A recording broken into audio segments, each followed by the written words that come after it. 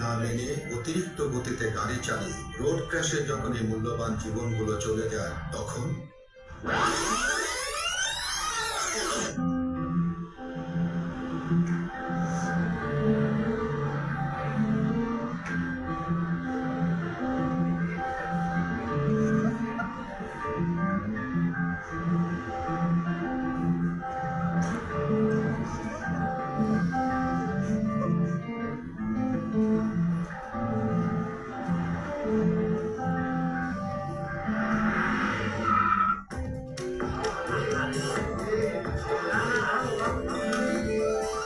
সড়কে আপনি একমাত্র হিরো।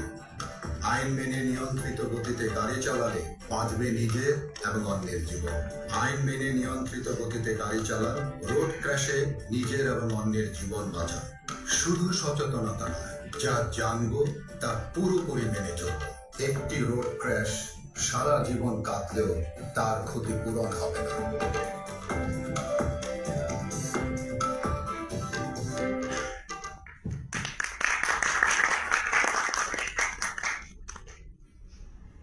আজকে এই ব্র্যাক ইউনিভার্সিটির আমাদের ওয়ান রিমেম্বার ডের আয়োজনে আজকের এই অনুষ্ঠানে আমার সঙ্গে রোড সেফটি নিয়ে কাজ করছে আমাদের খালেদ ভাই, আপনাদের ইউনিভার্সিটির টিচার, আর আপনারা যারা এখানে উপস্থিত হয়েছেন তাদের সকলকে। আসলে আপনারা ইউনিভার্সিটিতে পড়ছেন, সর্বোচ্চ জায়গায় আপনারা এসেছেন লেখাপড়া করতে করতে। এরপরে আর কোনো কিছু জায়গা নেই। ডক্টরেট করবে সেটাও ইউনিভার্সিটিতে থেকেই করতে হয়। মানে বিদ্যালয়ের সর্বোচ্চ জায়গায় আপনারা এখন এসে পৌঁছেছেন। আমাদের আসলে আপনাদেরকে বোঝানোর মতো সেরকম কিছু নয়। তারপরও আমি বলবো যে আমরা যে জ্ঞান অর্জন করি সেই জ্ঞান আসলে মানে জীবন বোধ সম্পর্ক কতটুকু আমরা শিখে আসি আমরা ইউনিভার্সিটিতে, এটা আমার কাছে একটা প্রশ্নের বিষয়। কারণ হলো গিয়ে যে আমাদের যে জ্ঞান, আমরা যে শিক্ষা যেটা লাভ করি ছোটবেলা থেকে, সেই জায়গায় আমি দেখি যে আমাদের বাবা মার প্রথমেই একটাই টার্গেট থাকে, আমার বাচ্চা বড় হবে, চাকরি করবে। স্কুলের হলো গিয়ে যে আমার বাচ্চা, এখন আমাদের বাংলাদেশে যে শিক্ষার যে সিস্টেমটা, যে স্কুলে যে পড়াশোনা হয় সেটি হলো গিয়ে জিপিএ পেতে হবে। জিপিএ যদি না পায় কলেজে ভর্তি হতে পারবে না, ইউনিভার্সিটিতে ভর্তি হতে পারবে না। এই নানান এইটাই নিয়ে কিন্তু লেখাপড়াটা আমাদের এখানে। তো তারপরে আমরা যখন ইউনিভার্সিটিতে আসি, আমরা ইউনিভার্সিটি থেকে কত তাড়াতাড়ি পাশ করে যাব, জীবনের হাল ধরতে হবে। অনেকের অনেক প্রবলেম থাকে, মা বাবার প্রবলেম থাকে, সংসারের প্রবলেম থাকে, নিজেও একটা প্রবলেম তৈরি করি, প্রেম টেম ভালোবাসা, বিয়ে শাদী, নানান কিছু না। কিন্তু এর মধ্যে কই রোড সেফটিটা কই? জীবন বাঁচানো সড়ক যে আমাদের জীবনের সঙ্গে, সড়কটা তো জীবনের সঙ্গে কত অঙ্গাঙ্গি ভাবে জড়িত। এটাকে আপনারা কোনোদিন ভাবছেন কিনা বলেন তো? কেউ ভাবছেন সড়ক যে আপনার জীবনের সঙ্গে অঙ্গাঙ্গি ভাবে জড়িত? এটা কি ভাবছেন আপনারা? কেউ বলেন তো? ইউনিভার্সিটিতে তো আসছেন, ভেবেছেন কেউ? কেউই ভাবেন না। আমি আজকে বলি, তাহলে বলবেন। আপনারা কিন্তু প্রত্যেকেই কিন্তু বাচ্চা ছিলেন যখন আপনাদের জন্ম হয়। আপনাদের বাবা মা কি করেছে জানেন? একটা ড্রেস এনেছে আপনাদের জন্য। ড্রেসের সঙ্গে দেখবেন যে আবার একটা ছোট কাপড়ের জুতা থাকে। তো জুতাটা কেন? এটা তো নাও আনতে পারত, দরকার ছিল এটা? কারণ হলো যে যেহেতু আপনার শরীরটা খোলা থাকে, ওই জামা কাপড়টা পরায় দিলেই তো চলতো, জুতাটা কেন পরা? এই জুতার সঙ্গে সড়কে এবং আপনার জীবনের একটা সংযোগ তখন করে দিয়েছে। এই জুতা ছাড়া কিন্তু আপনার চলে না। ওই যে জুতাটা পরিয়ে দেওয়া হয়েছিল, আপনি পড়তে পারেন না, আপনাকে পরিয়ে দেওয়া হয়েছিল, তখন একটা স্বপ্ন ছিল, আমার সন্তান হাঁটবে, এবং রাস্তায় যাবে, রাস্তা দিয়ে হাঁটবে, স্কুলে যাবে, স্কুল থেকে হেঁটে তারপরে পড়াশোনা করে কলেজে যাবে। আজকের এই ইউনিভার্সিটিতে জুতা ছাড়া কেউ আসছেন? আমার দেখান তো একজন যদি দেখাইতে পারেন জুতা ছাড়া এখানে আসছে। তো জুতা আপনার সঙ্গে, আপনার জীবনের সঙ্গে অঙ্গাঙ্গি ভাবে জড়িত। কিভাবে আসছেন জুতা পরে? জাদু করে কি এখানে এসে টুক করে বসে গেছে? না, কেউ রিক্সায় চড়েছেন, সিএনজি তে চড়েছেন, বাসে চড়েছেন, গাড়িতে চড়েছেন, মোটরসাইকেলে চড়েছেন, চড়ে তারপরেও কিন্তু নামতে হয়েছে ওগুলো থেকে, কিন্তু নেমে তারপরে ওই জুতাটাই কিন্তু আপনাকে এখানে নিয়ে আসছে। তো জুতা এমনই একটা বিষয়। 2020 সালে জুতা নিয়ে সুইডেনে একটা রোড সেফটিতে যে সমস্ত মানুষগুলো মারা গেছিল তাদের জুতাগুলো কালেকশন করে এখানে রাখা হয়েছে। আমরা সবাই অধরে কেঁদেছিলাম, বললো যে এটা জুতা না, এটা এক একটা মানুষের জীবন, এক একটা মানুষের স্বপ্ন, এগুলো সব ভবিষ্যৎ হয়ে গেছে, সব শেষ হয়ে গেছে। কেউ কিন্তু শেষ হওয়ার জন্য পৃথিবীতে আসে নাই। এবং এই যে শেষ হয়ে যাওয়াটা, এটা কিন্তু আমাদের কারো না কারো ভুলের জন্য হয়েছে। হয় আমি চলতে গিয়ে আমি ভুল করেছি, কিংবা যে গাড়ি চালাচ্ছে সে ভুল করেছে, কিংবা সড়কের ডিজাইনে ভুল আছে, কিংবা ট্রাফিক রুলস আমরা কেউ হয়তো মানি না, সে কারণের জন্য এই জুতার স্টেপটা এই কারণের জন্য। তো আমরা সত্যিকার অর্থে সড়কে চলার জন্য কি আমরা পর্যাপ্ত পরিমাণে শিক্ষা গ্রহণ করেছি বলেন তো আপনারা? করেছে কি? যদি করেও থাকি, যদি জেনেও থাকি, সেটা কি আমার জীবনের, আমার নিজেকে সুস্থ রাখার জন্য, বেঁচে থাকার জন্য, আমার জুতাটাকে আমি সবসময় পরার জন্য আমি কি সেভাবে আমি দায়িত্ববান হয়েছি? আমরা কিন্তু হই নাই। যার জন্য আমার প্রত্যেকটা ভিডিওতে আমি একটাই স্লোগান দিয়েছি যে শুধু সচেতনতা নয়, শুধু সচেতনতা নয়, যা জানবো তা পুরোপুরি মেনে চলবো। যদি আমি পুরোপুরি মেনে চলি তাহলে কিন্তু উপকারে আসবে, আদারওয়াইজ কিন্তু উপকারে আসবে না। আপনারা এখন বই পুস্তক অনেকেই নিয়ে আসেন না, ইন্টারনেট দিয়ে আপনি মোবাইলেই পড়াশোনা করেন, তাই না? তো মোবাইলটা কি জ্ঞানী না আপনি জ্ঞানী বলেন তো? কিংবা বইটা জ্ঞানী না আপনি জ্ঞানী বলেন তো? আপনি জ্ঞানী, তাই তো? বই তো জ্ঞানী না, কিন্তু বইয়ের মধ্যে তো আপনার চেয়ে বেশি জ্ঞান আছে না? হ্যাঁ, অনেক বেশি জ্ঞান আছে, আপনার মোবাইলের মধ্যে বেশি জ্ঞান আছে। কিন্তু এই সমস্ত কিছু আপনার জ্ঞান বলেন, বইয়ের জ্ঞান বলেন, মোবাইলের জ্ঞান বলেন, সেগুলো কখন কাজে লাগে বলেন তো? যখন আপনি যে জ্ঞানটা শিখলেন সেটা আপনি যদি ব্যবহার করেন, তাছাড়া তো এটার কোনো কাজে আসবে না। আসবে কোনো কাজে? একটা বইকে আপনার কোনো উপকার করতে পারবে? হ্যাঁ, কি করতে পারবে? আপনি পড়লে পরে সেখান থেকে কিছু জ্ঞান নিতে পারবেন। জ্ঞান নিয়ে আপনি যদি সেটাকে কাজে না লাগান তাহলে কি হবে? আপনি আরেকটা সাবস্টিটিউট বই হলেন, আপনি আরেকটা বই হলেন। ওইটাকে যদি কাজে লাগান তাহলে সেটা হিউম্যান ওই বই থেকে কিছু শিখলো এবং শিখে সেটা তার জীবনের মধ্যে ব্যবহার করলো, ব্যবহার করে সে উপকৃত হলো। যতক্ষণ পর্যন্ত আপনি ব্যবহার না করবেন, যতক্ষণ পর্যন্ত আপনি উপকৃত না হবেন, ততক্ষণ পর্যন্ত কিন্তু আপনার জ্ঞান কিন্তু কোনো কাজে আসবে না। তাহলে আজকে আমরা এখানে যা শিখলাম, এখানে যা যা বলা হয়েছে এবং ভিডিও যা দেখানো হয়েছে, কিছুটা হয়তো আমাদের বোধহয় একটু জ্ঞান আমাদের এসছে। তো সেই জ্ঞানটাকে আমরা ব্যবহার করব ইনশাআল্লাহ। এখানে বলা হলো, আপনারা কমপ্লিট করেছেন যে আপনাদের এখান থেকে ওই পারে যেতে হয়, পার থেকে এপারে আসতে হয়, যার জন্য ইউনিভার্সিটি যা একটা ব্যবস্থা করেছে বিকালের দিকে আপনাদের সেরকম ব্যবস্থা নেই। আপনার তো শুধু চলা এটুক না, কিন্তু এরপরেও তো, হ্যাঁ, এরপরে অন্যান্য জায়গা করতে হবে না? তো তো সেখানে কি ওই ব্র্যাক ইউনিভার্সিটির লোকজন থাকবে? থাকবে। তাহলে সেখানে দায়িত্বটা কাকে নিতে হবে? এখানে তো ব্র্যাককে বললেন দায়িত্ব নেওয়ার জন্য, নিল। ওইখানে কে দায়িত্ব নেবে? বলেন তো কে নেবে দায়িত্ব? হ্যাঁ, আমাকে নিতে হবে দায়িত্ব। কারণ আমি আমার জীবন নিয়ে আমি জুতা পা দিয়ে আমি রাস্তায় এসেছি।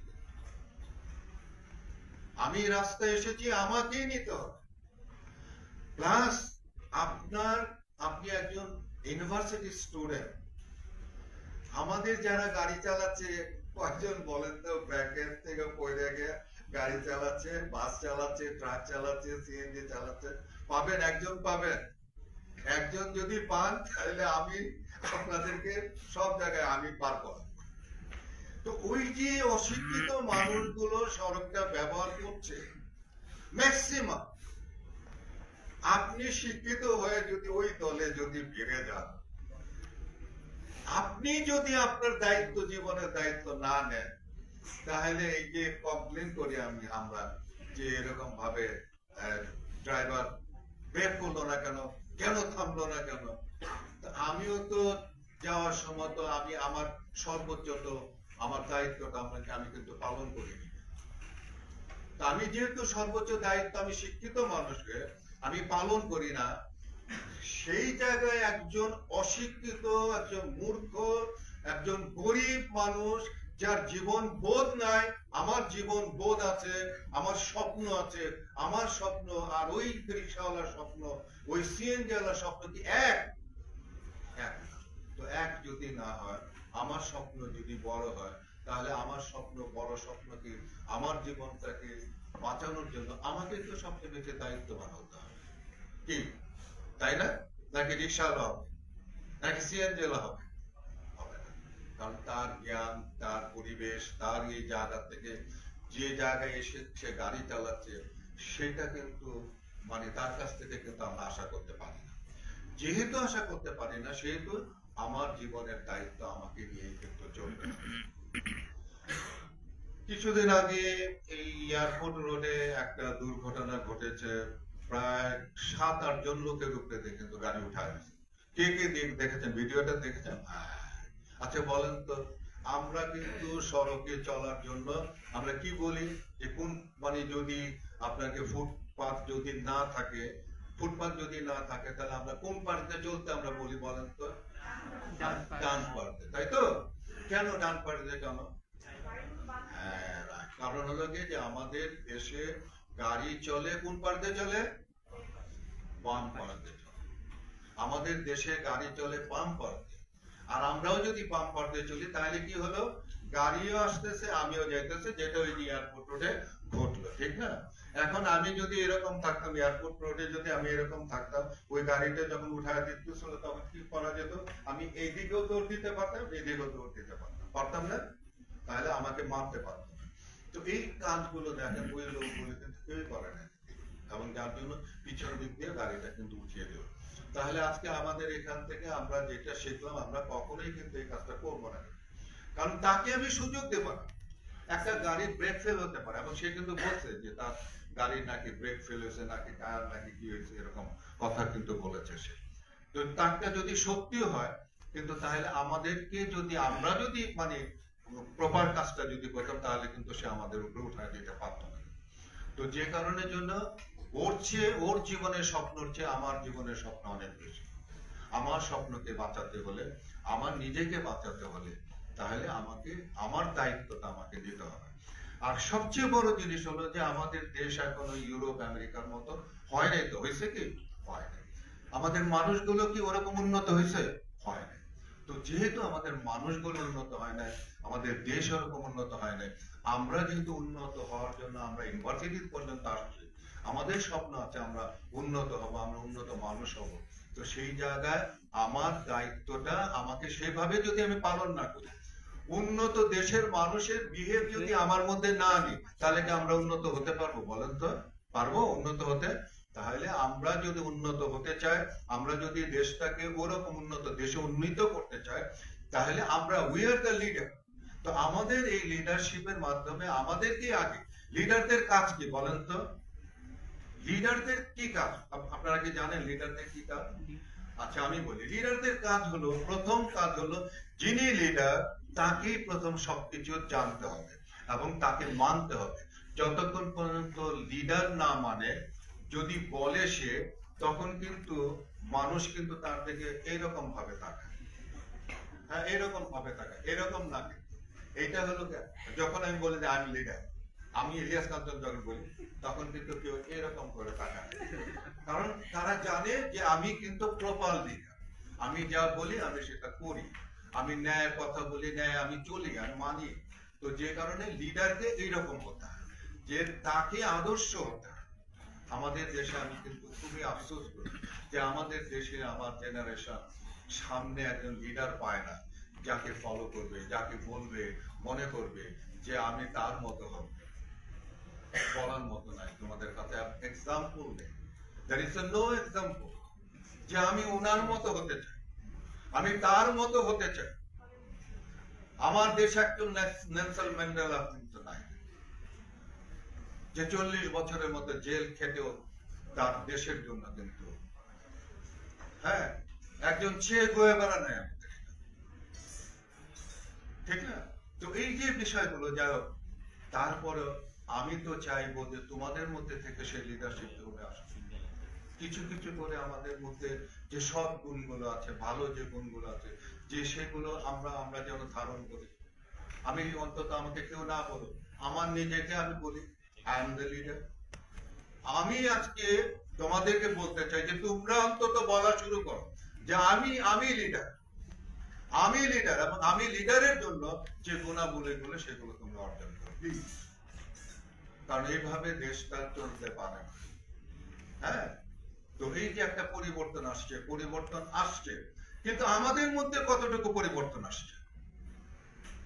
এই পরিবর্তনে 5 আগস্টের পরে বলো তো, তোমাদের মধ্যে কার কার মধ্যে একটা ভালো গুণ তুমি বলে, মানে তোমরা চিন্তা করেছো যে 5 আগস্টের পরে আমি একটা গুণকে আমি অন্তত ধারণ করেছি, এক্সেপ্ট মানে আগে যা ছিল তার থেকে একটু বেটার করেছি, বলো তো, কেউ বলতে পারবা? তো এইভাবে এই চিন্তাগুলো কিন্তু আমাদের মধ্যে আসে না। আমাদের এই চিন্তাগুলো আনতে হবে। এবং আজকে এখানে খুব একটা স্টুডেন্ট নেই, তারপরে আমি যতজন আছো তোমরা নিজেরা এটা করবা এবং তোমাদের বন্ধু বান্ধবদের মধ্যে এটা শেয়ার করবা প্লিজ। হ্যাঁ, যে আমি কিন্তু সত্যিকার, কিন্তু আমি তোমাদের কাছে উদাহরণ হতে পারি, কারণ আমি কোনোদিন মিথ্যা কথা বলি না, আমি কোনোদিনই কিন্তু সত্যের বিরুদ্ধে আমি যাই না, ন্যায় যেটা আমি শক্ত মানে হয়ে আমি কিন্তু সে কথা কিন্তু বলি না। আমার মতো কিন্তু এইভাবে কিন্তু কেউ কথা বলতে পারে না, কারণ আমি জানি যে আমার মধ্যে সেই সত্যতা আছে, যে কারণের জন্য আমি এবার কথা বলি। আমি ভয় পাই না, নো, আমি কাউকে ভয় পাই না, একমাত্র আল্লাহকে ছাড়া, এবং আল্লাহর প্রতি আমার অগাধ বিশ্বাস আছে। তো যে কারণের জন্য আজকে আমি অন্তত আমার এই লিডার গুলো, আমি প্রত্যেকটা তোমরা যারা এখানে এসেছো, তোমরা আমার সন্তান, শুধু সন্তান না, আমার লিডার সন্তান তোমরা।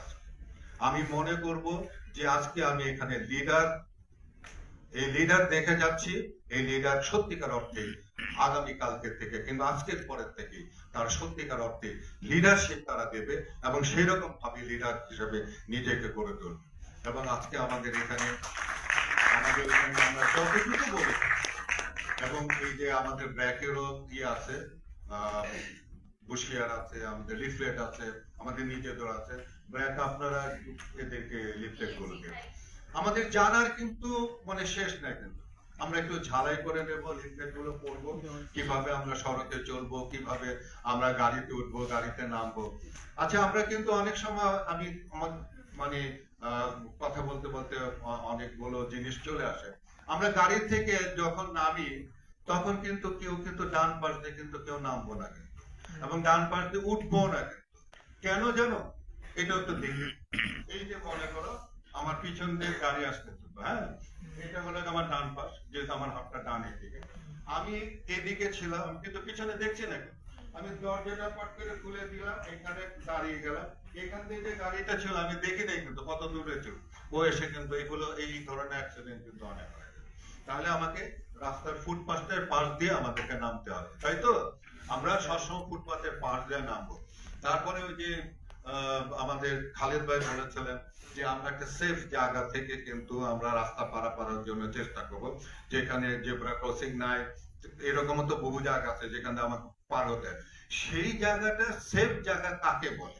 সেফ জায়গাটা হলো যে তুমি এমন একটা জায়গার মধ্যে দাঁড়াবা যে জায়গাটা দাঁড়ালে পরে তুমি গাড়িটা দেখতে পাচ্ছ যে গাড়িটা কিভাবে আসছে, কত স্পিডে আসছে। এটা যদি প্রপারলি ভালো করে দেখতে পারো সেটা হলো সেফ জায়গা।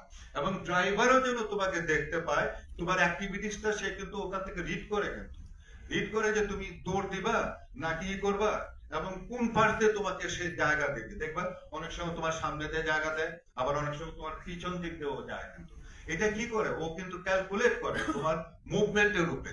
এখন এটা যদি না দেখে তাহলে সেও ভুল করবে এবং তুমিও ভুল করবে। তাহলে আমরা সেফ জায়গাটা হলো এইরকম একটা জায়গা, কোনো কার্ভের মধ্যে থাকলে কিন্তু সেফ জায়গা না। কারণ কার্ভ থেকে যখন গাড়িটা উঠবে দেখতে পাবে না। কোনো অবস্ট্যাকলের কাছে যদি থাকে, যেমন মনে করে যে এখানে একটা বাস দাঁড়ায় আছে, আমি যদি এখানে থাকি তাহলে এটাও কিন্তু সেফ জোন হলো না। যদি এখানে বাস দাঁড়ায় থাকে তাহলে আমাকে এখানে চলে আসতে হবে। এখানে আসলে পরে কিন্তু এই বাসটার পরে লোকটা কিন্তু আমাকে দেখতে পাবে, অথচ কাছে থাকলে কিন্তু দেখতে পাবে না। বুঝতে পেরেছো জিনিসগুলো? যে এইরকম এটাকে বলে সেফ জোন। এরকম বাস থামা অবস্থায় সামনে দিয়ে ক্রস করতে হবে, তারপরে পিছন দিয়ে ক্রস করতে হবে। জায়গা বিল্ডিং এ গিয়ে দিয়ে এই দিক দিয়ে গাড়ি আসবে, আমি যদি এখানে থাকি, আমার এই দিক দিয়ে যদি রাস্তা ক্রস করি, ও কিন্তু দেখতে পাবে না, কারণ এটা একটা অবস্ট্রাকশন। অবস্ট্রাকশন ছাড়া জায়গাটার মধ্যে আমাদেরকে দাঁড়িয়ে আমরা রাস্তা ক্রস করব। প্লাস ক্রস করার সময় আমরা অনেক সময় যেটা করি, আমার খুব খারাপ লাগে, তোমরা কিছু মনে করো না, ফোনে কথা বলো। বিশ্বাস করো, তোমরা ফোনে কথা বলো। এটাও যদি না করো, আরেকটা যেটা করো, দুই বন্ধু কথা বলতে বলতে তোমরা রাস্তা পার হও। প্লিজ প্লিজ এটা করো না। কারণ হলো যে আমি তোমাকে বলি, তুমি যদি জানো যে এই রুমটার মধ্যে একটা সাপ যদি এখন ছেড়ে দেয়, তোমরা কি করবে বলো তো?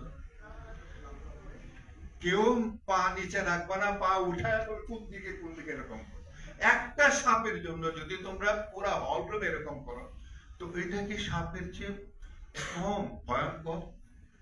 বলতো যে রাস্তা দিয়ে চলতেছে, অশিক্ষিত, কিছুই জানে না, শুধু অশিক্ষিত মানে কি, যে কাজটা যে করতেছে, আমি মনে করো যে ড্রাইভিং এর হয়তো ইউনিভার্সিটিতে পড়ার দরকার নেই, কিন্তু যে কাজটা করতেছে সেই কাজের যে শিক্ষাটা, সেটাও সে কিন্তু নেয় না, কিন্তু প্রপারলি নেয় না, জানেই না কিছু।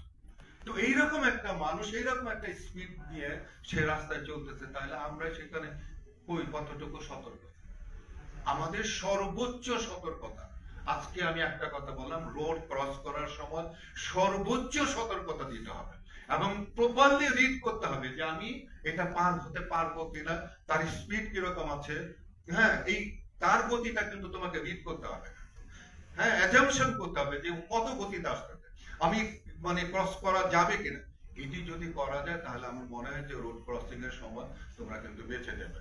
আর বিশেষ করে যেখানে যে যদি ব্যবস্থা থাকে, ফুটওভার ব্রিজ বলো, আন্ডারপাস বলো, জেব্রা ক্রসিং বলো, যদিও মানে ফুটওভার ব্রিজের কথা খালিদ ভাই বলছে বিদেশে নাই, আমরা তো বিদেশের মতো হই নাই। হ্যাঁ, এখন যেটা আছে সেটাকে আমরা সর্বোচ্চ ভাবে এই এদের কাছ থেকে বাঁচার জন্য, নিজের জীবনটাকে বাঁচার জন্য, আমার যে স্বপ্ন, আমার বাবা মা আমার জুতা পরায় দিচ্ছে, সেই জুতাটাকে বাঁচানোর জন্য, আমি জুতা পরে যেন সারা জীবন চলতে পারি, এটার জন্য আমরা সর্বোচ্চ মানে সতর্কতা অবলম্বন করে আমরা গাড়িতে চড়বো, গাড়ির থেকে নামবো, ওই যে বাম পাশ দিয়ে উঠবো নামবো, এই জিনিসগুলো আমরা যেন করতে পারি। এবং গাড়ির বাইরে কোনোভাবে কিন্তু কোনো আমাদের দেহের কোনো অঙ্গ প্রত্যঙ্গ বাইরে রাখবো না। কিন্তু অনেকে কিন্তু আবার অনেক সময় এরকম ভাবে মাথা দেয়, বাতাস খায়। বিশ্বাস করবো, আমার সঙ্গে আমিও একটা অ্যাক্সিডেন্ট করেছিলাম, সিঙ্গাপুরে ছিলাম তখন। তো একটা ছেলে ডাক্তারি করতো, সে হাত বাইরে রাখছিল, এয়ারপোর্ট দিয়ে চলছিল, আরেকটা গাড়ি এসে বাস এসে তার ওই হাতের এটা ভেঙে, ও শুধু কাঁদতো এবং আমাকে বলতো, ইলিয়াস ভাই আমি ডাক্তার, আমি কিভাবে ডাক্তারি করব? কারণ একটা ডাক্তারের সবচেয়ে বড় হলো তার হাত, কারণ তার পালস দেখতে হবে, রোগীর পালস দেখতে হবে, সেন্সেশনটা বুঝতে হবে যে তার পালস কিরকম আছে। ও বলতো যে আমার পাটা যদি ভেঙে ফেলাই তো ইলিয়াস ভাই আমার কিন্তু অসুবিধা হতো না। কিন্তু আমার হাতটা চলে গেল, কিভাবে আমি ডাক্তার হবো? তো এই যে দেখো, একটা সামান্য একটা ইয়ের জন্য স্বপ্ন কিভাবে মানে আমাদের নষ্ট হয়ে যায়। তা আমাদের স্বপ্ন যেন নষ্ট না হয়। আমরা আমাদের স্বপ্ন শুধু আমাদেরই না, কিন্তু তোমরা কিন্তু এই যে আগামী প্রজন্মের জন্য যে কথাটা, যে দেশটা তোমরা আবার নতুন করে নিয়ে আসছো, তোমরা সেখানে লিডারশিপ হবে, তোমরা এই দেশটাকে গড়ে তুলবে। হ্যাঁ, কিন্তু সেই জায়গার মধ্যে মানুষের স্বপ্ন কিন্তু তোমাদের দিকে, আমাদের স্বপ্ন কিন্তু তোমাদের দিকে তাকিয়ে আছে। তো সেই স্বপ্নকে তোমরা ধূলিসাৎ করো না।